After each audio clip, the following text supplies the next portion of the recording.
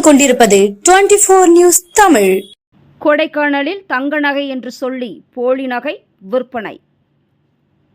திண்டுக்கல் மாவட்டம் கொடைக்கானலில் அண்ணா நகரில் வசித்து வரும் மணிகண்டன் என்பவர் கொடைக்கானலில் உள்ள அண்ணா சாலை பகுதியில் 2 வருட காலமாக நிஷி என்ற பெயரில் நகைக்கடை நடத்தி வருகிறார்.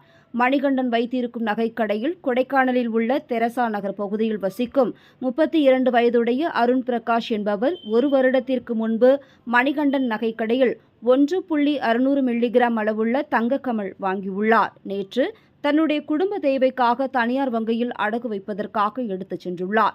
அங்கு சோதனை செய்தபோது தங்கம் முலாம் பூசிய செம்பு நகை என்று வங்கியில் நகை மதிப்பீட்டாளர் கூறியுள்ளார். அருண் பிரகாஷ் நகைக்கடைக்கு சென்று முறையிடும் பொழுது மணிகண்டன் தகாத வார்த்தையில் பேசியுள்ளார். 2 முறை தொடர்ந்து நகைக்கடைக்கு சென்று நகைக்கடைக்காரரிடம் கடும் வாக்குவாதத்திற்கு பின்னால் தான் கொடுத்த போலி நகையை பெற்றுக்கொண்டு 916 1.900 மில்லிகிராம் தங்க நகையை கொடுத்து சமாளித்துள்ளார். இந்நிலையில் அருண் பிரகாஷ் என்னை மட்டுமல்ல மற்றவர்களையும் ஏமாற்றி இருக்கக்கூடும் என்று கொடைக்கானல் காவல் நிலையத்தில் புகார் அளித்துள்ளார். அருண் பிரகாஷ் புகாரின் பேரில் கொடைக்கானல் காவல் ஆய்வாளர் பாஸ்கரன் அவர்கள் தலைமையில் வழக்கு பதிவு செய்து விசாரணை மேற்கொண்டு வருகின்றனர். போலி நகை விற்பனை தெரிந்து அப்பகுதி மக்கள் பரபரப்பில் உள்ளனர்.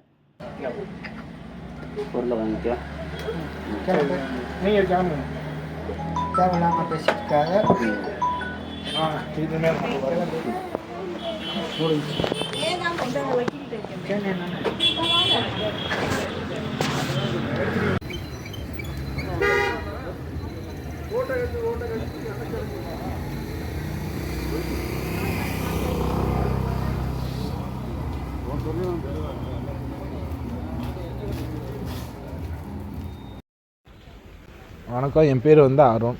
நான் ஒரு 1.5 வருஷத்துக்கு முன்னாடி நம்ம நிஷி ஜுவல்லரியில் போய் ஒரு 1.5 கிராம் மோதிரம் 1.5 கிராம் கம்மல் ஒன்று வாங்கினோம். நானும் என்னோடய அக்காவும் என்னோடய பொண்ணுக்கு. அங்கே போய் வாங்கினதில் இப்போ 1.5 வருஷம் கழித்து நேற்று என்னோடய குடும்ப சூழ்நிலை காரணமாக போய் அடகு வைக்க போயிருந்தேன். அந்த அடகு வைக்க போனதில் அங்கே போன இடத்துல நம்ம செம்பு நகைன்னு சொல்லிட்டாங்க. தங்கம் மூலம் பூசியிருக்காங்க, அது ஒரிஜினல் தங்கம் இல்லை, டூப்ளிகேட்டு அப்படின்னு சொன்னாங்க. அதை போய் நான் கடையில் கேட்டதுக்கு அவங்க அதுக்கு பதிலாக எனக்கு ஒரிஜினல் தங்கம் 916 அதோ 1.600 கிராம் இருந்ததை இப்போ 1.900 கிராமாக எனக்கு மாற்றி கொடுத்துட்டாங்க. இதனால் நான் என்ன சொல்கிறேன்னா, இது மாதிரி மக்கள் நிறையா பேர் ஏமாந்துருப்பாங்க. அதை நினச்சிக்கிட்டு நான் இப்போ போய் போலீஸில் புகார் கொடுத்துருக்கேன்.